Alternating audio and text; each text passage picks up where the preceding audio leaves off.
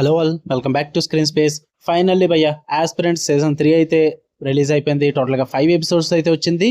Prime వీడియోలో అవైలబుల్గా ఉంది. తెలుగు లాంగ్వేజ్లో కూడా రిలీజ్ చేసేసారు. ఫస్ట్ 2 సీజన్స్ మన హార్ట్ని అయితే టచ్ చేస్తే, ఈసారి ఈ సీజన్ 3 ఎలా అనిపించిందో తెలుసుకునే ముందు స్టిల్ ఇంకా మీరు 2 సీజన్స్ చూడకపోతే ఖచ్చితంగా చూడాలి. అది చూస్తేనే మీకు ఈ సీజన్ 3 అన్నది అర్థమవుతుంది. క్యారెక్టర్ డెవలప్మెంట్ కానీ, వరల్డ్ బిల్డింగ్ కానీ ప్రతిదీ కూడా ఫస్ట్ 2 సీజన్స్ చూస్తేనే సీజన్ 3 అర్థమవుతుంది భయ్య. చూడకపోతే ఖచ్చితంగా చూడండి. మన ఛానల్లో కూడా ఒకసారి సజెస్ట్ చేసిన ఆస్పిరెంట్స్ గురించి నేను మీకు రియల్లీ వర్త్ ది హైప్ అని చెప్తాను నేనైతే. ఫస్ట్ 2 సీజన్స్ అన్నవి.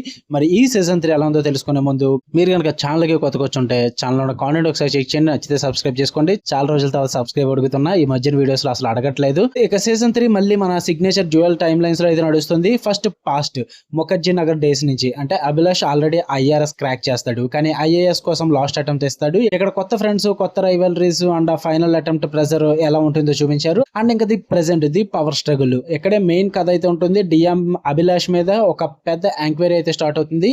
దాని రీజన్ ఏంటి, అసలు దాని తర్వాత ఏం జరిగింది, అంటే present and past time lines ఎలా షో చేశారు అనేది మీరు ఈ సీజన్ 3 లో చూస్తారు. మరి నాకు ఈ సీజన్ 3 లో ఏం వర్కౌట్ అయిందంటే, ది రైవలరీ భయ్య. నవీన్ కస్తూరియా అండ్ సన్నీ హిందూజా వీళ్ళ మధ్య ఉన్న టెన్షన్ అయితే టాప్ నాచ్ అని చెప్తా. చాలా బాగా అనిపించింది నాకు. ఓల్డ్ రాజేందర్ నగర్ లో మెంటర్ మెంటీగా ఉన్న వాళ్ళు ఇప్పుడు పొజిషన్స్ ఆఫ్ పవర్ లో కొట్టుకుంటుంటే ఆ ఇంటెన్సిటీ వేరే లెవెల్ అనిపించింది. చాలా బాగా చూపించారు. అంటే క్యారెక్టర్ టైప్స్ కూడా బాగా వర్కౌట్ అవుతాయి. ఈ సీజన్ లో క్యారెక్టర్స్ ఇంకా డార్క్ గా ఉంటాయి అండ్ రియలిస్టిక్ గా మారిపోయారు అనమాట. దేబ్ అండ్ అభిలాష్ మధ్య అన్ఎక్స్పెక్టెడ్ గా ఒక కొత్త ఎమోషనల్ యాంగిల్ కూడా స్టార్ట్ అవుతుంది, విచ్ ఈస్ సర్ప్రైజింగ్లీ ఫ్రెష్ అనిపించింది. నాకైతే వర్కౌట్ అయింది.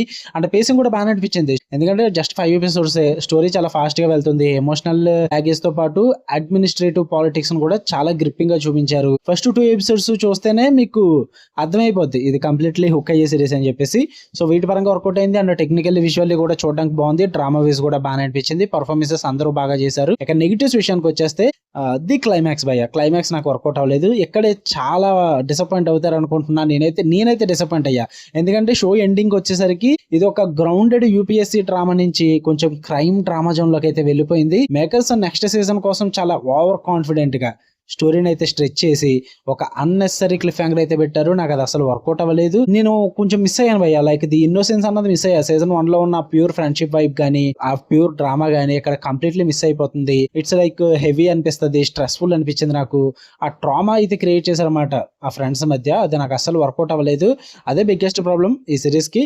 అపార్ట్ ఫ్రమ్ దట్ ఉన్నదంతా కూడా బాగానే అనిపిస్తుంది. ఈ ఆస్పిరెంట్ సీజన్ 3 అనేది కొంచెం మీకు ఇంటెన్స్, పెయిన్ఫుల్ ఉంటుంది అండ్ కొంచెం హైలీ రియలిస్టిక్ వాచ్ అయితే ఉంటుంది అనమాట.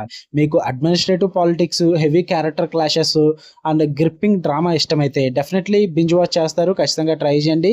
కానీ prepare your self for frustrating ending అని చెప్తా. ఓకే, ఇది భయ్య ఈ ఆస్పిరెంట్ సీజన్ 3 రివ్యూ అనేది. మీకు కనుక వీడియో వస్తే లైక్ చేయండి, షేర్ చేయండి, మీ ఒపీనియన్స్ కూడా కామెంట్ చేయండి. మీరు ఆల్రెడీ సీజన్ 3 చూసేసి ఉంటే కనుక మీకు ఎలా అనిపించిందో తెలుసుకుంటాను నేను కూడా. ఛానల్ కూడా ఖచ్చితంగా సబ్స్క్రైబ్ చేసుకోండి. మళ్ళీ నెక్స్ట్ వీడియోలో కలుద్దాం. అంటే లవ్ యూ ఆల్, బై.